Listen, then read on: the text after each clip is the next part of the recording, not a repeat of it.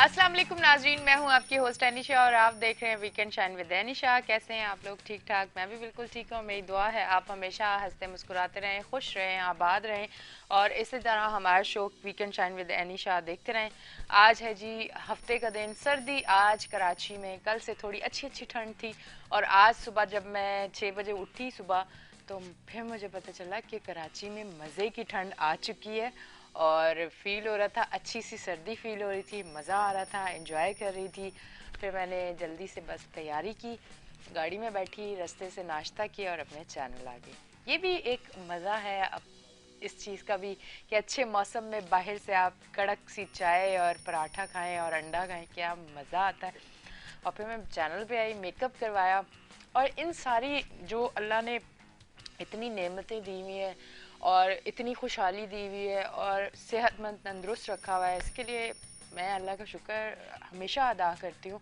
और मैं आप लोगों को भी यही कहती हूँ कि आपकी ज़िंदगी में ये सारी चीज़ें अगर हैं और नहीं भी हैं तो भी अल्लाह का शुक्र अदा करें और अपनी लाइफ में जो है ना शुक्र अदा करना चाहिए अल्लाह का और हमेशा पॉजिटिव सोचना चाहिए, नेगेटिव नहीं सोचना चाहिए। क्योंकि कुछ लोगों के साथ अगर छोटी सी भी चीज़ कुछ हो जाती है तो वो बहुत सोचते हैं कि शायद हमारे साथ ही गलत हो रहा है। दूसरों की लाइफ देखो, दूसरों की ज़िंदगी देखो, उनकी जॉब देखो, उनका बिजनेस देखो, कितना खूबसूरत, कितना अच्छा चल रहा है, उनकी ज़िंदगी कितनी अच्छी है, हर चीज़ उनके पास मौजूद है।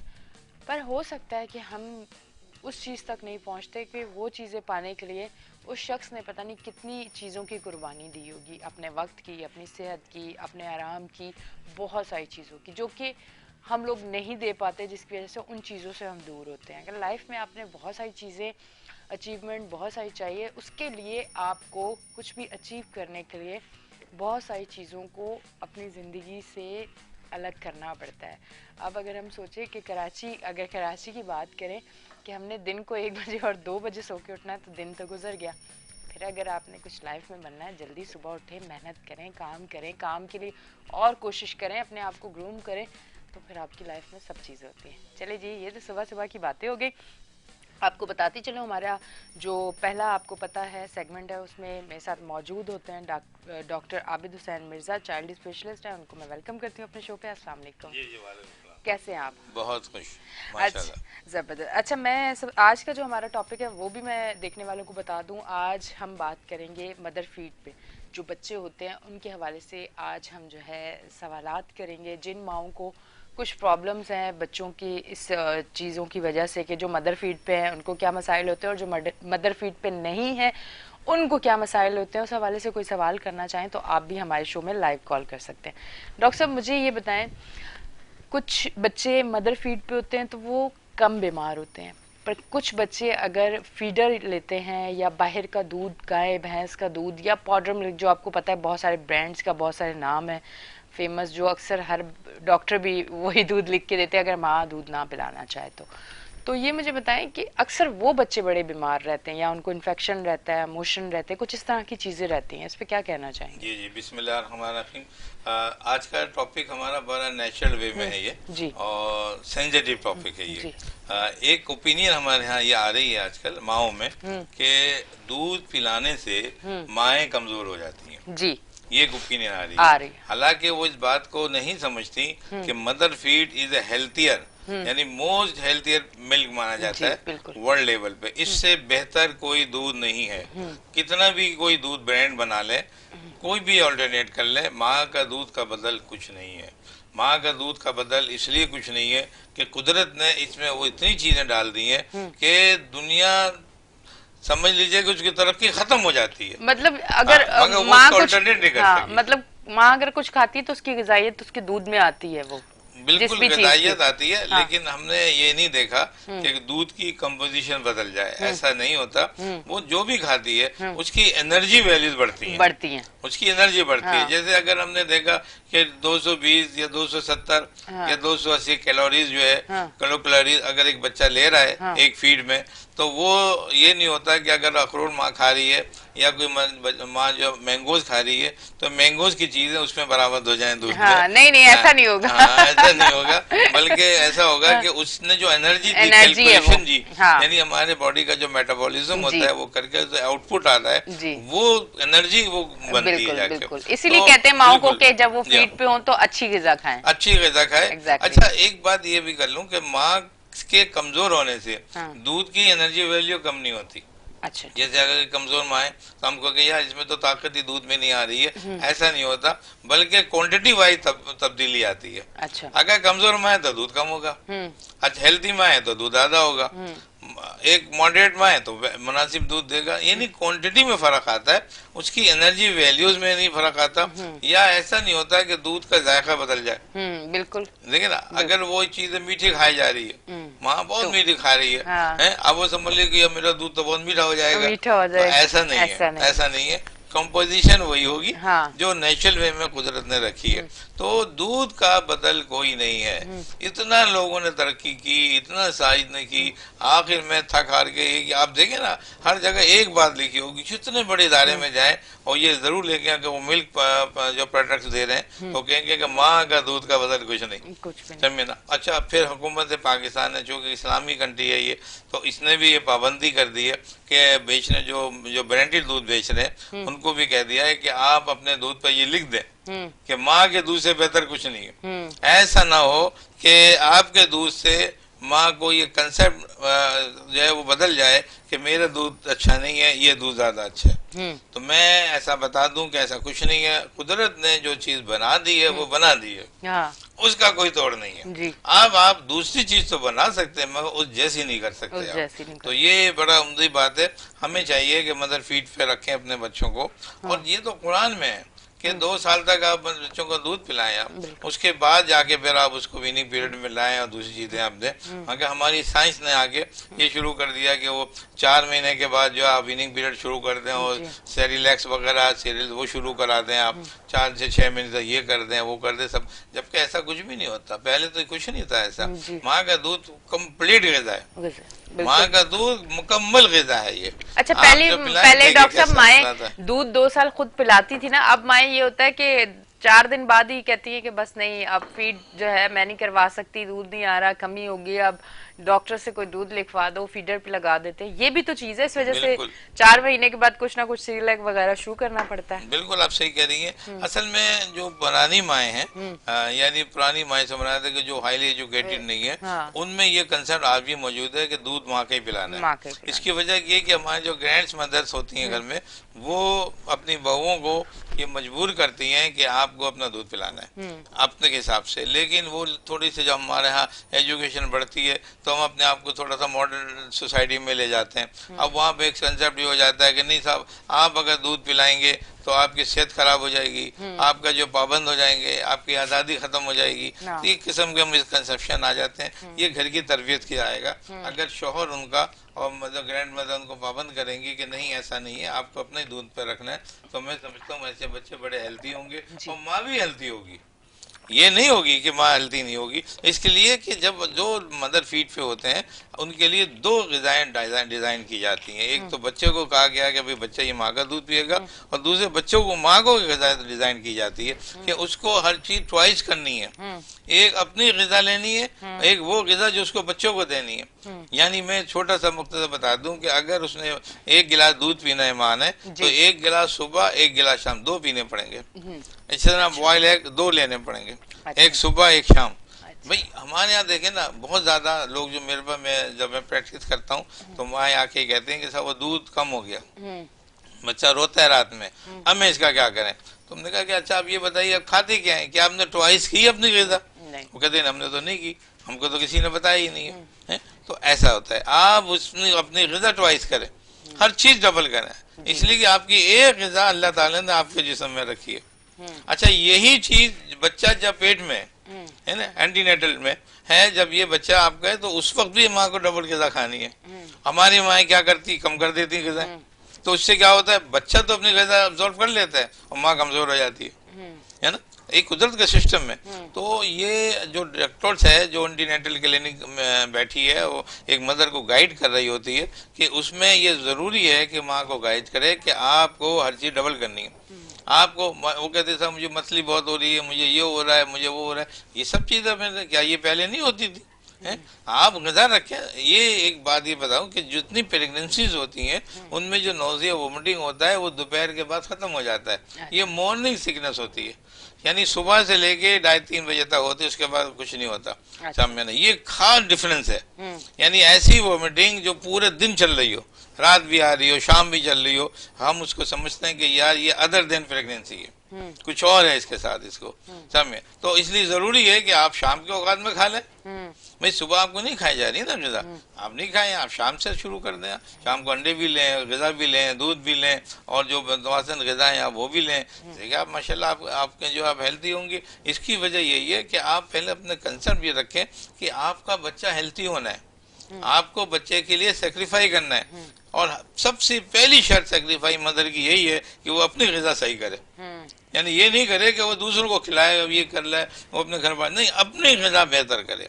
अगर शौहर या कोई ग्रैंड मदर कोई कंट्रीब्यूट करना चाहते हैं तो ये करें बच्चे के लिए कि माँ को सेहत दें। माँ की सेहत जो है वो समझ लीजिए कि बच्चे की सेहत मानी जाती है। अब मैं ये थोड़ा सा ये हो गया। अब ये कि हम इतनी अहमियत क्यों दे रहे हैं, हम ये दूध को क्यों अहमियत दे रहे हैं कि भाई mother feed mother feed mother feed. देखिए मदर फीड की कुछ खसूसियात हैं, मैं आज आपको बताता हूँ। उसमें लोगों के आपने मुख्तलिफ लिटरेचर में देखा होगा, मदर फीड जो है ऐसा मिल्क है जिसकी जो एनर्जी वैल्यू को तो कोई कम्पीट कर सकता है, मगर जो उसके जो एलिमेंट्स हैं उसको कम्पीट नहीं कर सकता। अच्छा। मिसाल के तौर पर मदर फीड में एक चीज पाई जाती है, एक एलिमेंट होता है लाइपेस। अच्छा। वो किसी दूध में नहीं पाया जाता। इन्होंने बड़ी ब्रांडेड वालों ने बड़ी कोशिश की, बड़ी चीजों की इन्होंने जो है वो जो काउ मिल्क में देखा, एग मिल्क देखा, हॉर्स मिल्क में देखा, और जितने भी मिल्क है सबको कंपेयर किया, वो चीज ला ही नहीं सकी। समझे ना। प्रोटीन लेवल और कार्बोहाइड्रेट का रेशो जो मदर फीड में पाया जाता है किसी चीज में ला ही नहीं सके। ये कितनी तरक्की कर ली आपने, आप वो फीड नहीं ला सकते। इतना खूबसूरत फार्मूला कुदरत ने मदर फीड में रख दिया है कि मैं जब देखता हूँ और पढ़ता हूँ तो मैं हैरत इंगेज हो जाता हूँ कि यार ये क्या कुदरत ने सिस्टम रखा है, इतना बेहतरीन है। देखिए कुछ भी इसमें प्रोटीन होती है, फर्स्ट कर ले 1.3 1.4 हमने देखा कि प्रोटीन पाई जाती है किसी भी मिल्क में, सब में ज्यादा होती है। और सबसे ज्यादा जो प्रोटीन जो मिल्क प्रोटीन पाई जाती है वो काऊ मिल्क में होती है। यानी जो आप गाय का दूध लेते हैं या भैंस का दूध जो आप पीते हैं, हम कहते हैं कि भाई दूध नहीं है, ब्रांडेड नहीं है, तो आप गाय का दूध ले लें, भैंस का दूध ले लें, वो सबसे ज्यादा नुकसानदेह है। ठीक है। बच्चे के लिए मैं पहले भी ये कहता था, आज भी कहता हूँ, आप बफेलो मिल्क या काऊ मिल्क हरगिज नहीं पिलाएं। बच्चे के आपके गुर्दे बैठ जाएंगे। ठीक है डॉक्टर साहब, इस पे हम थोड़ा सा डिटेल में बात करेंगे। ब्रेक आ गया है, ब्रेक लेके फिर यहीं से हम स्टार्ट करेंगे। जी नाज़रीन, लेते हैं एक छोटी सी ब्रेक, मिलते हैं ब्रेक के बाद।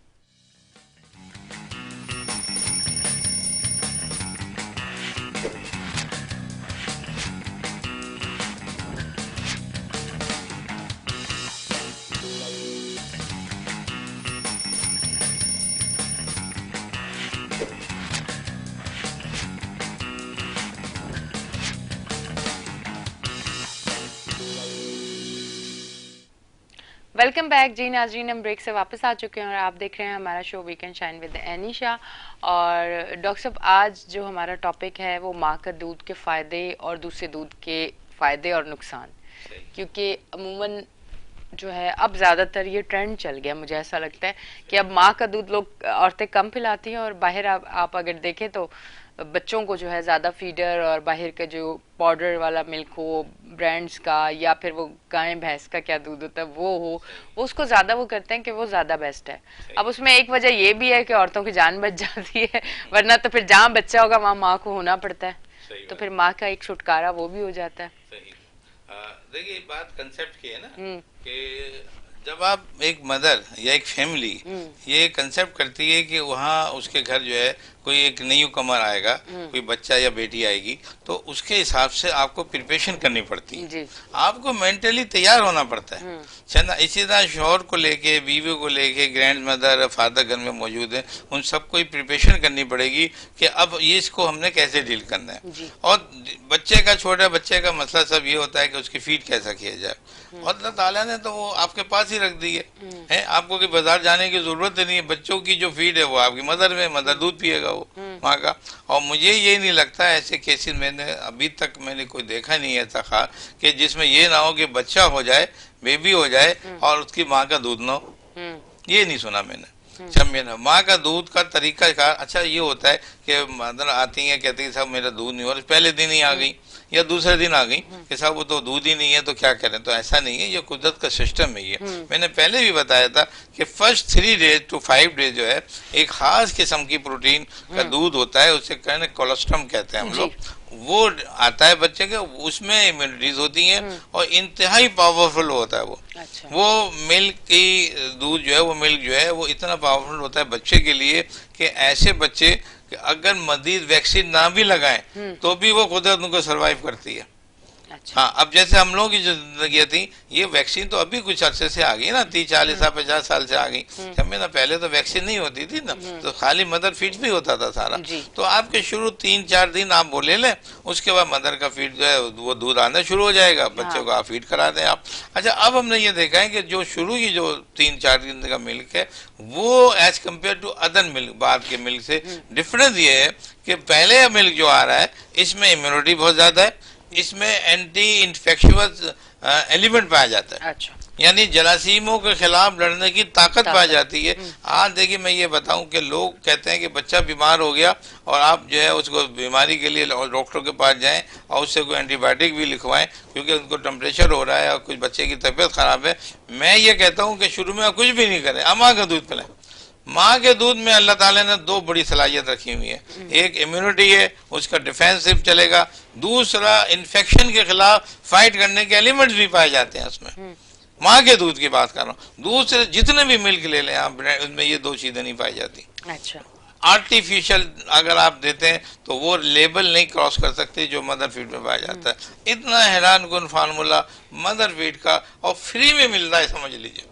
बच्चे को माँ के पास माँ बैठी हुई है, बच्चे को दूध मिल रहा है उसको, आपको कहीं बाजार नहीं जाना है, आपको जिस वक्त बच्चे की डिमांड है आप वो पूरे करेंगे।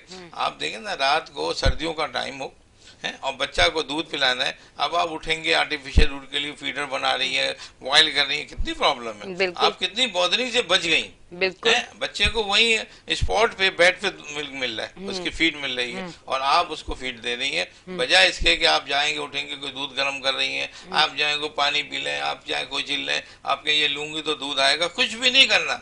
कुदरत ने आपको प्रिपेयर किया हुआ है। हाँ। समझे ना, आप अपने रूटीन के लिए चीजें लें और उसको थोड़ा सा बढ़ा दें ताकि आपकी एनर्जी वैल्यूज बढ़ती जाए आपकी। तो मैं समझता हूँ इससे अच्छा और क्या होगा। एक तो 2 चीजें मैंने ये बताई है कि उसमें इन्फेक्शन फाइट करने की सलाहियत है, इम्यूनिटी की फाइट करने की सलाहियत है। अच्छा, फिर सबसे पहली बात जो इसमें इम्पोर्टेंट है वो बच्चे के गुर्दे होते हैं, किडनीज। अच्छा, बच्चों के किडनीज को कुदरत ने खास मौका दिया है, खास सेफ्टी दी है। ऐसा फार्मूला उसमें रखा हुआ है प्रोटीन का, हल्की लो जो बिल्कुल ऑस्मोटिक प्रेशर जो किडनी का होता है बिल्कुल मेंटेन रखती है। अच्छा। वो इसमें बाकी जितने आपके फार्मूले पाए जाते हैं सब में प्रोटीन ज्यादा होती है और वो क्या करता है, गुर्दों को डैमेज करता है। आप देखें छोटे बच्चे, अब ये बच्चे छोटे जो हैं ये ठीक है शुरू में तो टॉलरेट कर लेते हैं। आप देखें, आप किडनी सेंटर जाएं, आप वहाँ आप देखेंगे कि छोटे बच्चे जो 2 साल 5 साल 10 साल 15 साल के बच्चों के डायलिसिस हो रहे हैं। कितना अफसोस का मुकाम है ये।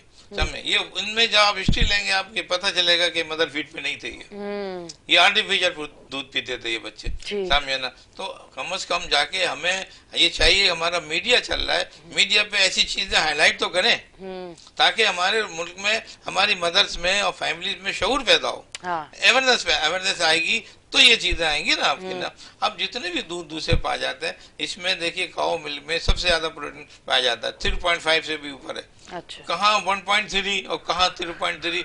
आप गुर्दे समझे, जो गाय का दूध पिला रहे हैं उनके गुर्दे इंतहाई रिस्क पर हैं बच्चों अच्छा के। डॉक्टर साहब, एक सवाल आपसे पूछना चाहूंगी, मेरे जहन में आया और हो सकता है डॉक्टर साहब कहेंगे आज एनी ने क्या सवाल मुझसे पूछ लिया, पर ये मैंने इसलिए पूछा कि हो सकता है किसी के जहन में आ जाए कि हम जो चाय पीते हैं उसमें भी ये दूध जाता है, तो क्या बॉयल आने से, उबलने से, या चाय के अंदर पत्ती वगैरह चीजें डालने से ये चीजों में कमी आ जाती है, या उस टाइम भी रहती है और हमारी किडनी के लिए ठीक नहीं है? थोड़ा सा ये बताएं, या क्वांटिटी कम हो जाती है, क्या उसमें क्या है, अगर थोड़ा बहुत बता दें, क्योंकि हो सकता है कि मेरी तरह किसी के जहन में अचानक आए कि अच्छा ये दूध तो हम लोग चाय में भी पीते हैं, बच्चे अक्सर छोटे बच्चे शौकीन होते हैं ना चाय के, कि चाय दे दो फीडर में डाल के या ऐसे दे दो, पी लेते हैं, जो माँ का दूध भी पी रहे हैं वो चाय भी पी लेते हैं, तो इनके लिए थोड़ा सा अगर बता दें। देखिए, खाली दूध पीना, मुकम्मल एक गिलास पीना जी अलग बात है। अच्छा। और अगर आपने उसकी कुछ क्वांटिटी ली, 1 टीस्पून या 2 स्पून, जब हम चाय लेते हैं तो उसमें थोड़ा सा मिल्क मिलाते हैं, तो वो तो उसकी जो इफेक्ट्स हैं वो नेग्लिजिबल है,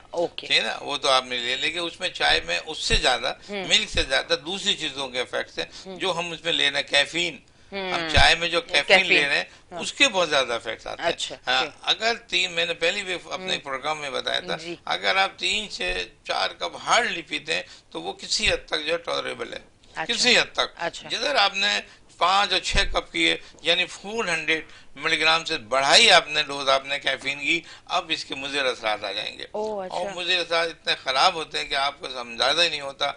पहले तो ये जहन को, ब्रेन को एक्टिवेट कर रही थी चीजें, बाद में ये ओवरडोज होने से डिप्रेशन में चला जाता है। ओवरलुक करने से इसको, आप अगर इसको हम ओवरलुक नहीं कर सकते कि हम चाय पी लें कोई नुकसान नहीं हो रहा, इससे बहुत ज़्यादा नुकसान है। एक तो ब्रेन डैमेज होता है इससे, आपकी मेमोरी इससे डैमेज होती है, इसके अलावा शुगर के मरीज आ जाते हैं। अगर आप उसमें चीनी डाल रही हैं और आप 2 चम्मच अगर आप डालती हैं और उसको आप 4 से 5 दफा पीती हैं, आप सोचिए तो सही आपने कितनी ओवरडोज ले ली आपने ये। तो इनको शुगर के मर्ज लाक हो सकते हैं। मैंने ये देखा है कि बहुत से लोग चाय बहुत पीते हैं और कहते हैं हमें तो कोई शुगर नहीं है, हमने बड़ी कामयाब जिंदगी गुजारी। हमने कहा ठीक है, आप वक्त को देखिएगा, वेट एंड सी करें आप। वही लोग जब बूढ़े हुए हैं, 50 साल के 60 साल की उम्र मेरे पास जब आए, उन्होंने ये कहते थे कि हम बहुत चाय पीते थे, उस वक्त हमें कुछ नहीं था, अब हमें शुगर हो गई है। मेरा तो 1 कप होता है सुबह, और अगर बहुत कहीं चली जाऊं, कहीं मीटिंग हो, किसी कहीं दोस्तों के साथ या कहीं चली जाऊं, तो वो दूसरा कप तब होता है, वरना नहीं होता। आपका 1 कप ये, और लोगों के लिए जो भी पीते हैं शाम का, ये ब्रेन एक्टिवेशन के लिए है, ये आपको फायदा पहुंचाएगा, ये नुकसान नहीं करेगा।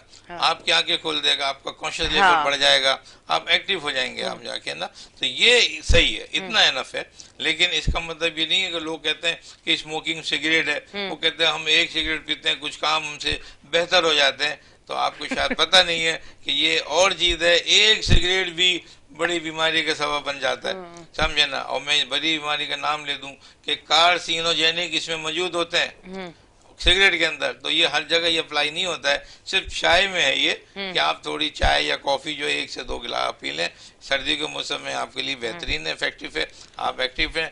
लेकिन सोते वक्त ना पिए, एट बेड नहीं पिए आप, फिर आपको नींद में डिस्टर्ब हो जाएगी आपकी। हाँ, अगर आप कोई स्टडी कर रहे हैं या कोई बाकी कोई बैठे हैं तो उसमें आप ये काम कर सकते हैं। तो ये तो हम बात कर रहे थे दूध की, मिल्क की, तो देखा आपने कि मदर फीड कितना फायदे की बात है। हमारे यहाँ जो दूसरे मुल्क पाए जाते हैं, मैं यही कहता हूँ, इस प्रोग्राम के थ्रू मैसेज दूंगा कि आप ब्रांडेड दूध अगर ऑल्टरनेट कर रहे हैं, मदर फीड नहीं अवेलेबल हो रहा, तो ब्रांडेड दूध जो भी कंपनियों ने बनाए हुए हैं वो जो बेहतर है काउ मिल्क के और बफेलो मिल्क के।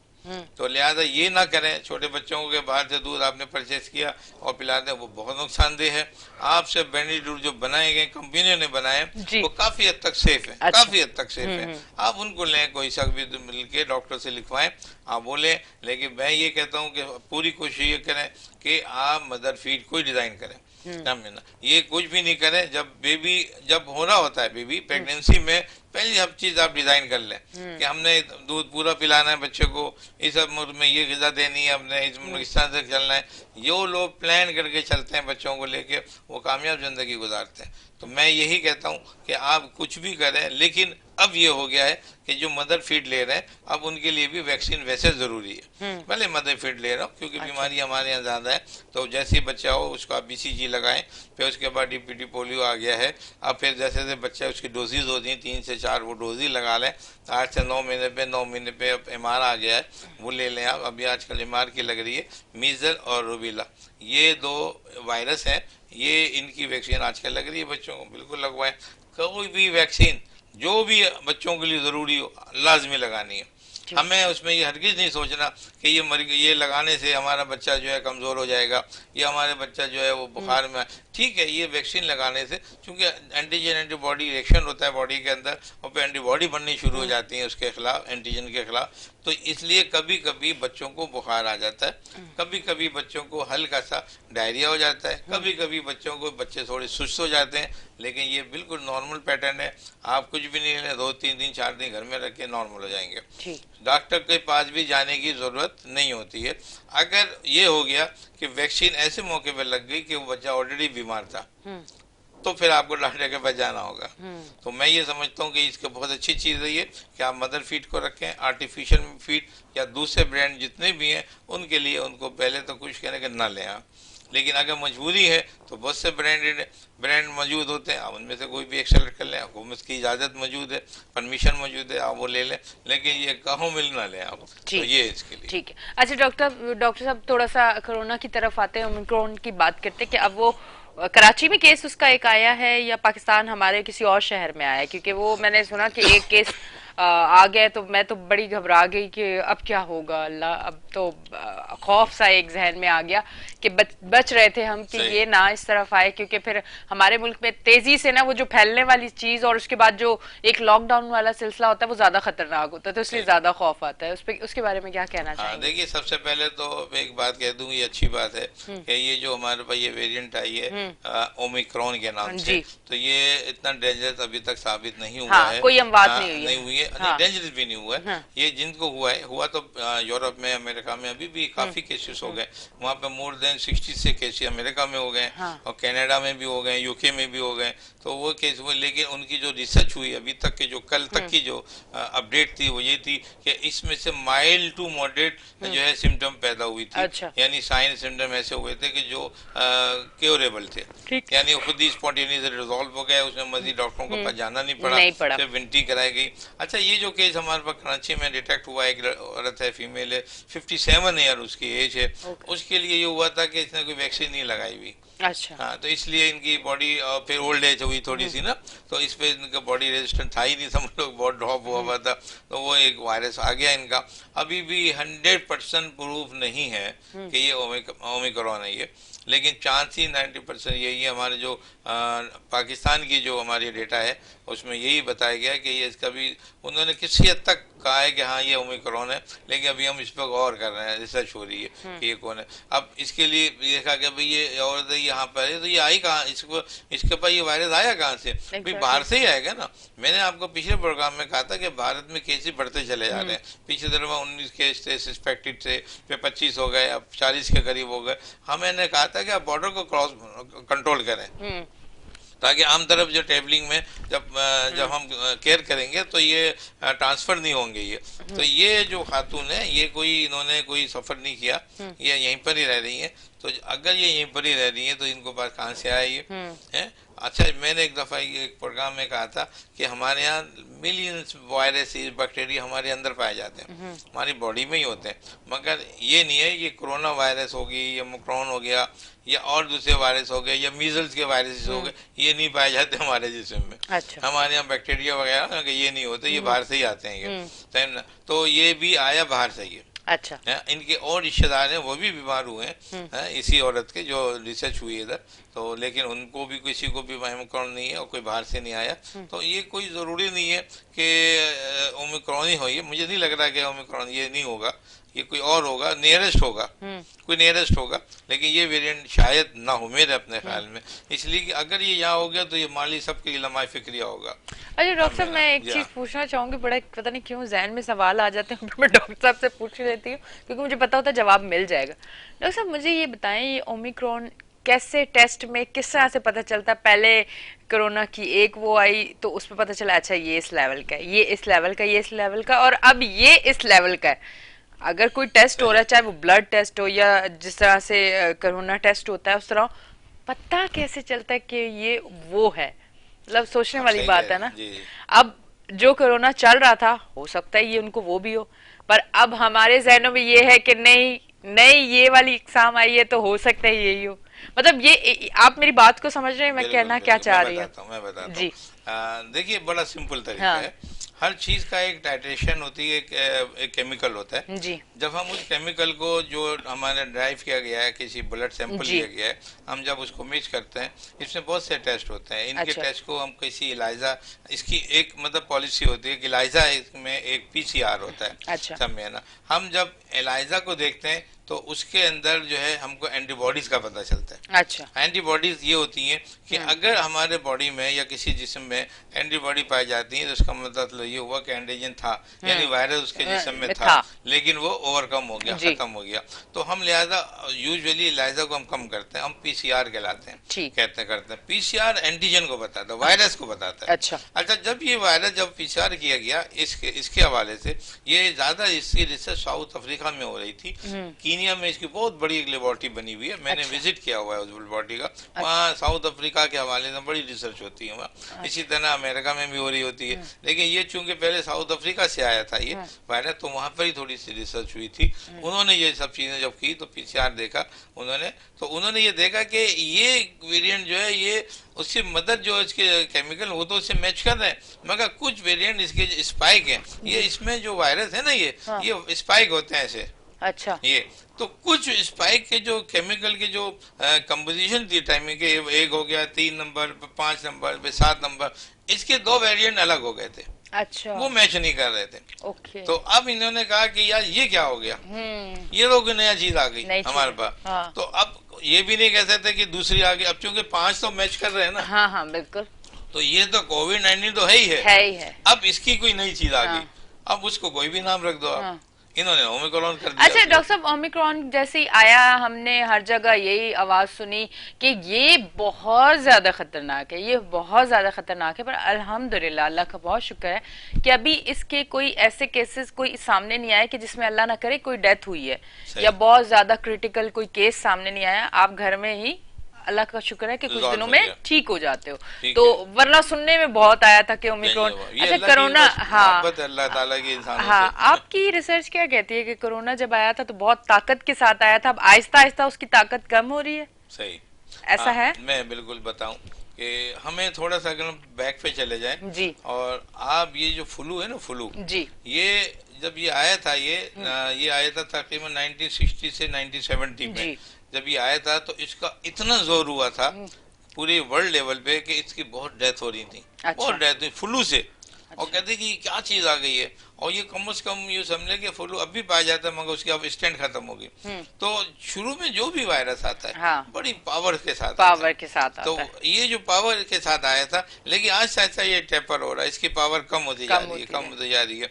इसने खौफजदा करना छोड़ा नहीं अभी तक। हाँ। अभी नई वेरिएंट लिया फिर खौफ कर रहा है। हाँ। लेकिन अल्लाह का शुक्र हुआ कि अब मैं समझता हूँ कि हमारे साथ अल्लाह की ताकत अब वाकई आ गई है हमारे साथ। हमारे लोगों ने अल्लाह को याद करना कुछ दिल से शुरू किया। हाँ। कुछ इबादतें की, तो अब हमारे जो है मतलब अपना खौफ पड़ा। हाँ। जिंदगी का तो अल्लाह को याद किया। क्या बात है। और अल्लाह है। अब इंसान को देखें कि कितना मतलबी है, बख्शने वाला है। हाँ, पर डॉक्टर साहब इंसान कितना मतलबी है देखिए। हाँ, बिल्कुल आप सही कह रही है। तो उसने बड़ा करम किया, लेकिन ये जाते जाते मुझे अब ये महसूस होता है, और जो तजर्बे हैं पिछली बीमारियों के लोगों के, जैसे मैंने फ्लू का कहा, और बहुत सी बीमारियां थी किसी ने मैं पूरी सदी की बीमारियों को मैं डिस्कस कर दूंगा, जिसमें बहुत तादाद में, हजारों की तादाद में मौतें हुई थी, समझे ना। और फिर ये वक्त आया कि वो खत्म हो गया, समझे ना। आप ये देखें, प्लेग, ताउन की बीमारियां थी, इतनी फैली, खत्म हो गई हमारे पास। फ्लू की बीमारी थी, पहली खत्म हो गई हमारे पास। और डेंगू आ गया था पिछले दिनों, देखे जब लॉकडाउन में आया था ये 2009 में और 10 में और 12 में आया था,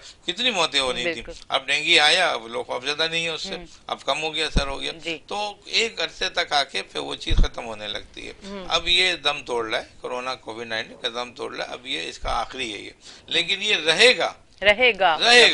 हमेशा रहेगा, लेकिन अब इसकी कोई पावर स्टैंड नहीं रहेगी। इसकी वजह यह है कि अब इंसान ने उसका तोड़ कर लिए हैं, उसका पता चल गया है कि हमें ये आया तो हमें किस तरह से उससे सेफ रहना है, हमने सेफ होना है, महफूज रहना है। इसके साथ सिर्फ दो चीजें आई हैं डिफरेंस। ओमिक्रॉन का डिफरेंस बता दूं मैं आपको कि दूसरे से कैसे मुख्तलिफ। डॉक्टर साहब अगर ब्रेक ले लें, वापस आके फिर डिटेल में जवाब ले लेंगे, क्योंकि जल्दी में मुझे मजा नहीं आएगा कि फुल डिटेल में जवाब इसका मुझे लेना है। तो जी नाज़रीन, लेते हैं एक छोटी सी ब्रेक, मिलते हैं ब्रेक के बाद।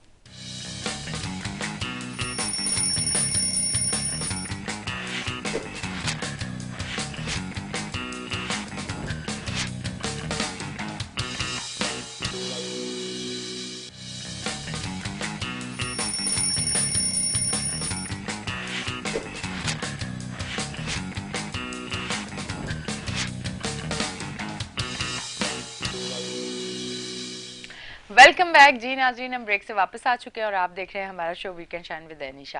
डॉक्टर साहब, जहां वो सिलसिला रुका था अब सिलसिले को वहीं से जोड़ना। मैंने सोचा ब्रेक आ जाएगी और फिर डिटेल में मैं पूछ नहीं सकूंगी और ब्रेक ले लूंगी, फिर मजा नहीं आएगा, तो ब्रेक से वापस आके पूछती हूँ। जी डॉक्टर साहब, हम बात कर रहे थे कि ओमिक्रॉन की जी ये और कोविड-19 से कैसे मुख्तलिफ है, डिफरेंस क्या है इसके, उसको मैं बता दूं।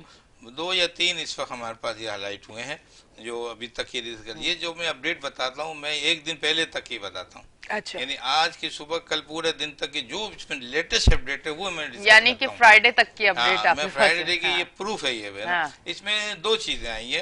एक तो हमने देखा कि ये इसके जो साइट ऑफ लीजन है, लंग्स जरूर है मगर इसका अपर हेड यानी हेड वाला हिस्सा इन्वॉल्व ज्यादा कर रही है। यानी ये टेस्ट, हमारा टेस्ट बड जो है उनको डैमेज कर रही है, यानी नम नहीं ला रहा है। हमारे टेस्ट जो है, जायके हमारे जो है ना वो हमको महसूस नहीं होंगे।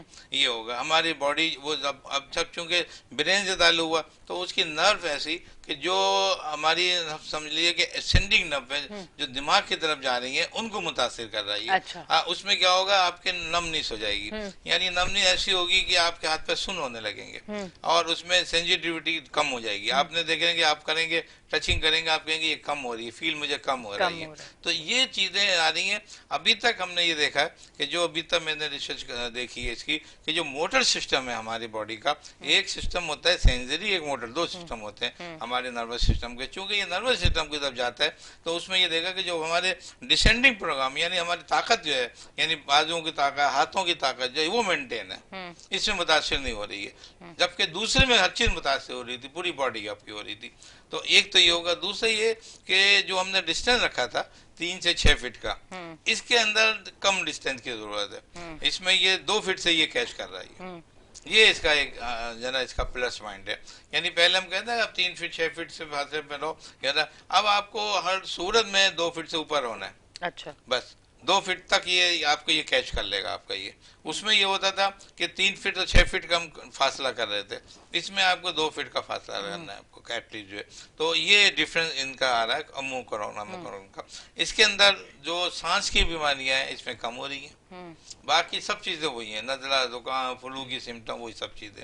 तो इस हवाले से मैंने कहा कि ये थोड़ा तमाम डिफरेंस आ रहा है। दूसरी जो वैक्सीन है हमारी, अभी तक की जो वैक्सीन हमारी उसमें यूज हो रही है वही वैक्सीन इसमें भी यूज हो रही है। अच्छा, अभी तक कोई ऐसा नहीं है कि इसकी कोई नई वैक्सीन कोई नहीं आ रही है। इसका बेसिक मैंने आपको पहले ही बताया था कि बेसिक थीम जो है इसका स्टफ वही है जो वही कोविड-19 का है।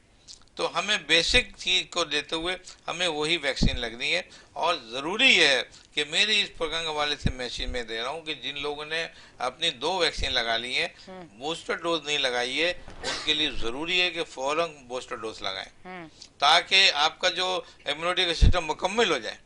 ये इसके जो मैंने कहा ना कुछ 2 केमिकल अलग हो गए, वो हमारी इम्यूनिटी बढ़ेगी तो हम उसको डिफीट दे देंगे। अगर हमारी इम्यूनिटी कम होगी तो हो सकता है कि वो हम पे आ जाए, हावी हो जाए। तो ये बहुत जरूरी है, वैक्सीन लाजमी लगवाएं, बूस्टर डोज भी लाजमी लगाएं और जो जहां ये सब चीजें अवेलेबल हो रही हैं, जो भी एहतियाती तदाबीर हैं उन सबको अडेप्ट करें तो हम कोविड-19 से बचेंगे, ओमिक्रॉन से ही बचेंगे। मुझे नहीं लग रहा कि ये कोई इतनी तबाहियां करेगा, लेकिन खौफ तो होना चाहिए ना, इसलिए। और ये आपने देखा था कि विंटर सीजन भी बढ़ता है, हमेशा हमने देखा है कि सर्दियों के मौसम में आता है, जिन ममालिक में ये आया वही सर्दियां ही पड़ रही थी सब। अब पाकिस्तान में चूंकि अभी केस डिटेक्ट हो रहा है वो भी प्लस माइनस है, मुझे नहीं लगता कि ये होगा केस, मुझे नहीं लगता। ये बाद में जाके पता हो जाएगा ये नहीं हुआ कि इसलिए कि इसकी कोई हिस्ट्री नहीं है, आया कहाँ से ये? हाँ। ये तो पॉसिबल ही नहीं है ना कि ये एक से ऐसा वक्त हो जाए जिसके आउटलेट कुछ ना हो, वो इंडोर ही आ गया, ये कैसे हो सकता है? कैसे हो? इसका मतलब ये हो कि हमारे यहाँ फिर और भी केस मौजूद है। हाँ बिल्कुल हैं? फिर तो ये मामला ही उल्टा होगा ना, पूरा रिवर्स एक रिसर्च हो जाएगी ना कि आप बैक पे जाएंगे, आप बैक फुट पे जाके फिर आप देखेंगे कि ये क्या मसला हुआ ये। तो मुझे नहीं लग रहा, और अगर हो भी गया तो हमें खौफजदा होने की जरूरत नहीं है। इसकी वजह मैंने क्लिनिकल फीचर बता दी है, इन पे आप गौर करें, अपने फौरन डॉक्टर के पास जाएं। कोई आपको नई चीज प्रॉब्लम हो रही है, लेकिन हर बीमारी ये नहीं है कि टेस्ट बड हमारे मुतासर हो रहे हैं या नर्व सिस्टम मुतासर हो रहा है तो वो ओमिक्रॉन ही है, ऐसा नहीं है। बहुत सी और भी तो बीमारी और है भी ना, बहुत सारी। नजले जुकाम में होता ही रहता है ये। और डॉक्टर हैं? साहब वैसे भी अगर नॉर्मली मुझे पहले जब बुखार होता था तो मेरा मुंह ना अजीब सा कड़वा सा हो जाता था, कोई भी खाना खाती थी ना तो वो जायका नहीं आता था, कड़वा सा ही जायका आता था। सही। तो अब उस टाइम तो कोरोना को कोई नामो निशान अब नहीं मैं था। आपको एक बात बता दूं, आप खौफजदा ना होइए। हाँ जिनके जायके कड़वे होते हैं हाँ। थोड़ा सा उनको शुगर का शुबा होता है, अच्छा शुगर मतलब हाई शुगर? High sugar. अच्छा डॉक्टर साहब मैं तो हर दूसरे हफ्ते अपनी शुगर चेक करती हाँ, शुबा होता है। ये अच्छा। लोग, हाँ ये लोग रिस्क पे आ जाते हैं। अच्छा हाँ, तो उनका ख्याल करें, ये लोग अपने मिठास कम करें पीना। अच्छा डॉक्टर हाँ, साहब मुझे ये प्रॉब्लम है कि जब बुखार होता है तो मेरा मुंह कड़वा हो जाता है। हाँ। अच्छा और मैं अपना जो है शुगर मुझे है कि घर पे किसी को है फैमिली में से, तो जब भी वो चेक करते हैं तो मेरी कोशिश होती है कि आज मैं भी चेक कर लूं। मेरी अक्सर शुगर बहुत लो होती है, मतलब कभी भी ऊपर नहीं होती, मेरी होती ही लो है क्योंकि मैं मीठा कम लेती हूँ बहुत ज्यादा, और मैं सोचती भी बहुत कम हूँ। सही। मतलब जो चीज हो गई सोचती नहीं हूँ मैं। हाँ। किसी भी चीज को ज्यादा जहन पे नहीं लेती, और मीठा बहुत कम लेती हूँ, तो मेरी शुगर बहुत लो आती है, इतनी लो आती है कि अक्सर मुझे चक्कर आना शुरू हो जाते हैं, मेरी तबीयत खराब। हाँ, तो आया ये भी शुगर में ही नहीं, जाती है? ऐसा नहीं है। मैं आपको बताऊं कि सबसे पहले कोई बीमारी आप डिटेक्ट करते हैं तो पहले दूसरी बीमारियों को एक्सक्लूड करते हैं। अच्छा आपने बिल्कुल अपनी बात का जो है ना, आपने पॉजिटिव रिप्लाई कर दिया कि आपको शुगर नहीं है। इसकी वजह ये है कि आपको टेम्परेचर होता है कोई ना कोई। हाँ। तो आप अपनी बॉडी को नॉर्मल करें, वो टेम्परेचर को डिटेक्ट करें हाँ। कि उसमें क्या हो रहा है। ये कोई ऐसा तो नहीं खुदा ना खास्ता टाइफाइड कैरियर हो आप, हाँ, है ना, या कोई गले खराब हो रहे हो आपके। मेरा मकसद कहने का ये था कि जिनको कोई बीमारी नहीं है और वो कहें कि हम 100% ठीक है, हाँ। लेकिन सुबह उठते हैं तो हमारा मुंह कड़वा होता है, अच्छा तो वो पेशेंट बार बार वो डिटेक्ट करें। समझे ना, शुगर के बहुत से टेस्ट होते हैं। अच्छा। एक सिंपल जैसे आपने कहा, लेकिन एक स्पेशल टेस्ट होता है, जी, जी, फास्टिंग में बिल्कुल, होता फास्टिंग में है, होता वो डिटेक्ट करता है कि जो रिस्क पे जो होते हैं फिर हम वो टेस्ट कराते हैं, उससे पता चलता है कि शुगर इनकी हो रही है, होने जा रही है, नहीं जा रही है। अच्छा। ये होता है। तो इसका बड़ा आसान तरीका है, अगर आप डिटेक्ट नहीं कर रहे तो बस आप शुगर कम करना, मीठा कम कर दे पीना। ये होता है हमारे यहाँ। इसलिए ये बात मैंने करी कि शुगर इतना तेजी से बढ़ रही है कि हम और आपको पता ही नहीं कि हम आपको कब हो जाए। हाँ बिल्कुल किसी बिल्कुल शख्स को भी किसी वक्त भी वो चीज हो सकती है। अच्छा, बच्चों को हो रही है, बड़ों को हो रही है, तो हमें केयरफुल होना है। आपने डॉक्टर साहब एक चीज नोटिस की होगी कि पहले के बच्चे भी, मतलब बड़ों पे तो मैं बाद में बात करूंगी, पर पहले के बच्चे भी कुछ भी शरारतें करते थे, खेलते थे या कोई शरारत हो जाती थी, वो इतना जहन पे बात को नहीं लेते थे। अब हमारे बच्चे भी छोटी सी कोई चीज हो जाती है उसको कितना जहन पे सवार कर लेते हैं और कितना सोचते हैं और बार बार कहते हैं। और जितना मैंने सुना है, अब आप उसको बिल्कुल बताएंगे कि मैं ठीक कह रही हूँ या गलत कह रही हूँ, कि आप ज्यादा डिप्रेशन, ज्यादा सोच, ज्यादा परेशान, ज्यादा टेंशन की वजह से शुगर की तरफ जाते हैं। ये बात कितनी ठीक है? ये आप बिल्कुल सही कह रही हैं। शुगर की एक बड़ी क्योंकि वजह, वरना हमारे जहन में ये होता है कि मीठा अगर नॉर्मल आप हल्की सी चीनी चाय में एक टाइम ले रहे हैं, या कभी 2 हफ्ते में एक बार मीठा खाने के साथ खा लिया तो मेरे ख्याल से ये बहुत ज्यादा मीठा तो नहीं हुआ। नहीं है, कोई हाँ। नहीं हुआ, ऐसा नहीं हुआ।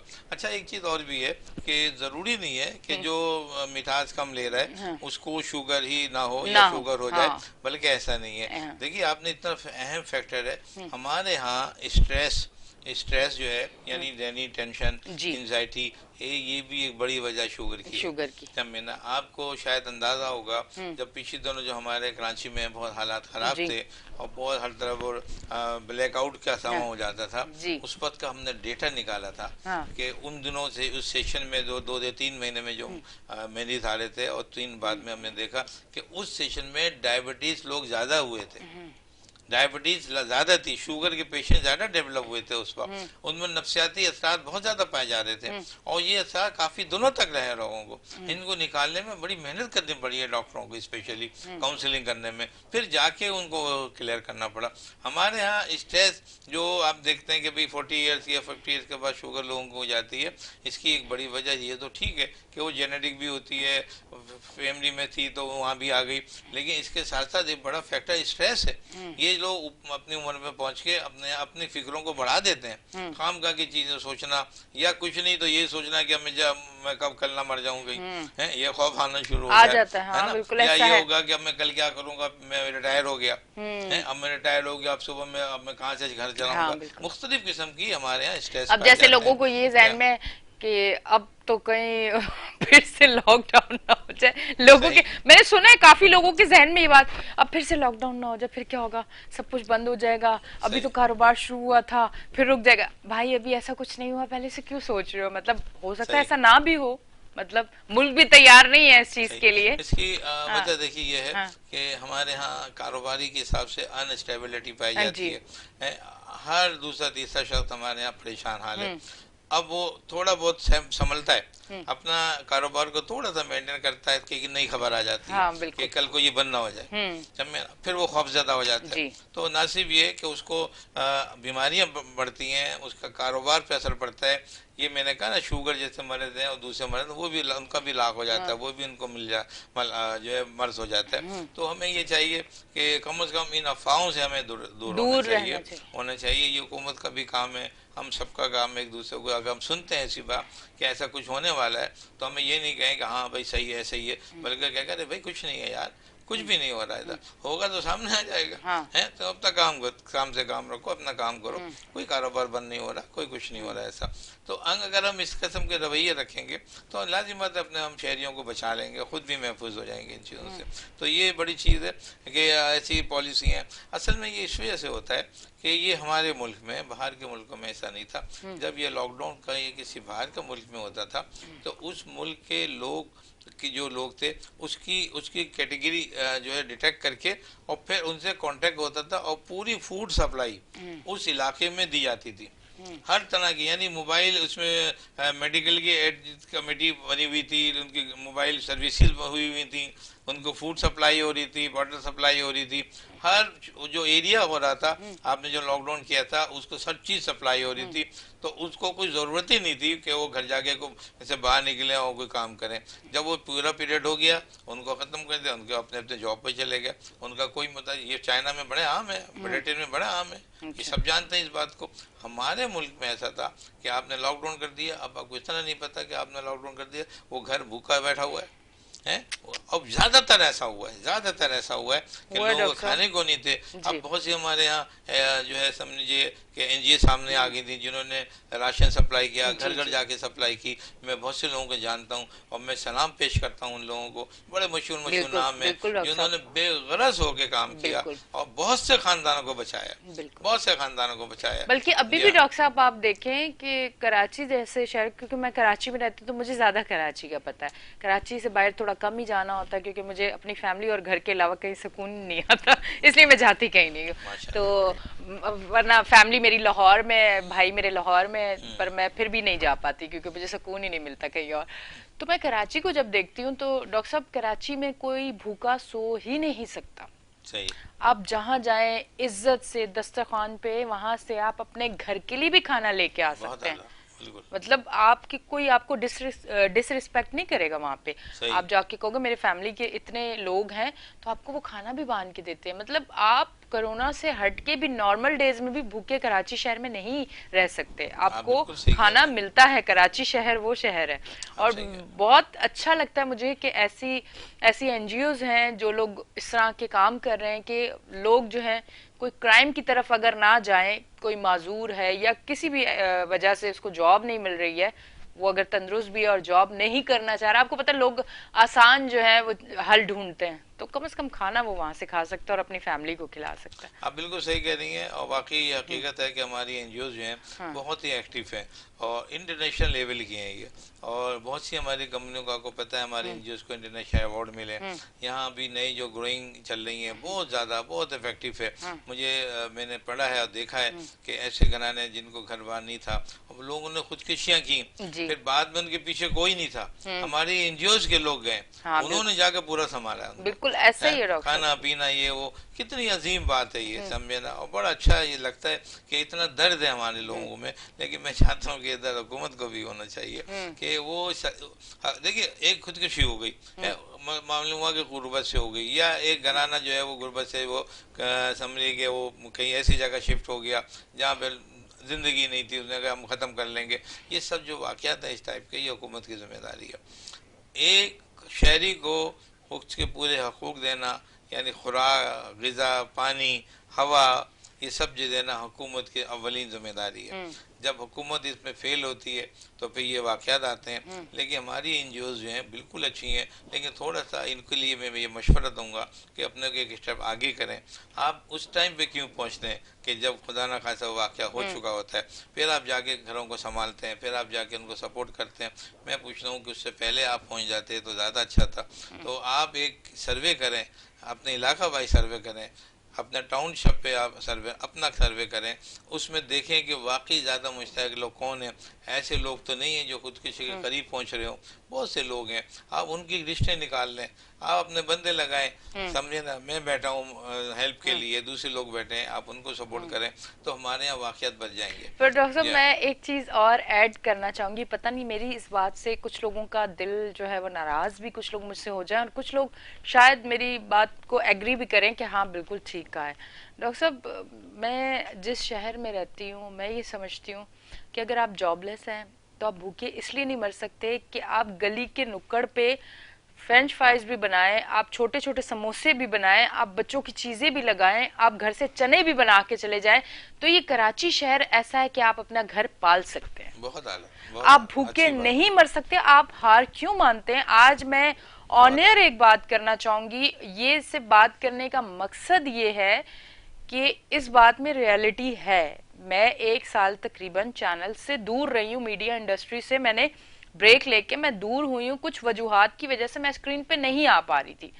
मैंने उस 1 साल में मैं घर पे नहीं बैठी, मैंने उस 1 साल में मैंने अपना बुटीक किया, अपनी फैक्ट्री की, डिजाइनिंग का काम। अच्छा लोग बोलेंगे कि बहुत पैसा होगा इसलिए कर लिया। देखिए आपके पास पैसा भी तब आता है जब आपको समझ बूझ हो काम करने की, आप मेहनत करने वाले हो, आप काम करने वाले हो, तो आपके साथ और लोग भी जुड़ना शुरू हो जाते हैं। बिल्कुल ऐसे ही। आप हार क्यों मान जाते हैं, जिंदगी एंड क्यों कर देते हो, और आप ये क्यों नहीं सोचते कि आप चले जाओगे पीछे वालों का क्या होगा? और फिर आप जाने के बाद आप ये मत सोचें कि आप जाओगे आपके हिसाब किताब होगा, आप रिलैक्स लाइफ नहीं। हराम है, खुदकुशी हराम है, तो आप कयामत तक किस आग में जलते रहेंगे। आप सोचें कि कितनी बड़ी आप सजा खुद को भी दे रहे हैं, और जिस चीज को हराम करार दिया गया है आप वो भी कर रहे हो। फिर जाते जाते आप उन लोगों को दोज़ख की आग में जलने के लिए छोड़ के जा रहे हैं जो आपके पीछे हैं। जब आपके होते वो बेचारे परेशान थे, आपके जाने के बाद सोचे कि जो थोड़ा सा सहारा था वो भी खत्म कर दिया। वाह वाह। मतलब हार किस चीज की? मैं एक औरत हो के, आप यकीन करें डॉक्टर साहब, मुझे मेरी फैमिली के और जो लोग मिलते हैं वो ये कहते हैं कि मतलब तुम इतनी स्ट्रांग हो कि मर्द जैसा होता है। मतलब एक औरत हो के कभी मैं हार नहीं मानती, चाहे मैं शोज पे हूँ, शोज के साथ मेरा एक दिन ऑफ डे होता है, आप यकीन करें मेरे उस ऑफ डे में भी मैं बहुत सारे काम करती हूँ। बहुत आला। क्योंकि ये मेहनत का टाइम है, आप करोगे, लाइफ में कुछ बनोगे, अपने बच्चों के लिए, अपनी फैमिली के लिए और अपने फ्यूचर के लिए कुछ बनोगे। बिल्कुल कुरान में मौजूद है, मायूसी कुफ्र है। बिल्कुल। आप अपने आप को इस वक्त तक मायूस ना करें कि आप अपनी जिंदगी को खोने की सोचें। जी। अगर ऐसा कुछ हो रहा है, आपके साथ हो रहा है, अल्लाह पे भरोसा करें, अल्लाह पे भरोसा करें। अल्लाह सुनता भी है, देखता भी, ये कंफर्म है बात। बिल्कुल। आप ये कैसे मायूस हो जाते हैं, मुझे समझ नहीं आता।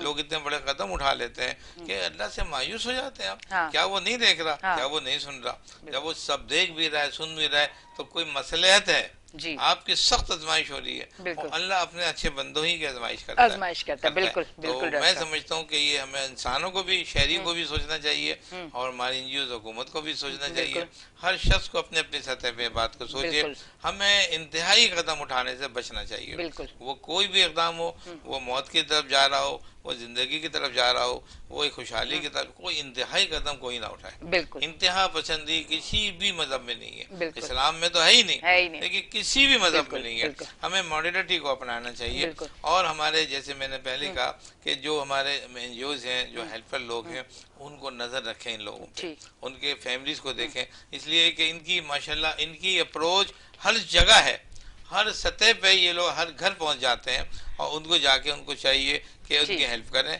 तो जी मैं समझता हूँ कि हमारा मुल्क जल्दी जल्दी हमारा खुशहाली की सतह पे आ ठीक जाएगा है डॉक्टर साहब, बहुत इंशाअल्लाह। बहुत शुक्रिया। हमारा सेगमेंट खत्म हो चुका है, तो आपका बहुत बहुत शुक्रिया, आप तशरीफ लेके आए। जी नाज़रीन, अब हम लेंगे एक छोटा सा ब्रेक, वापस आते हैं ब्रेक के बाद।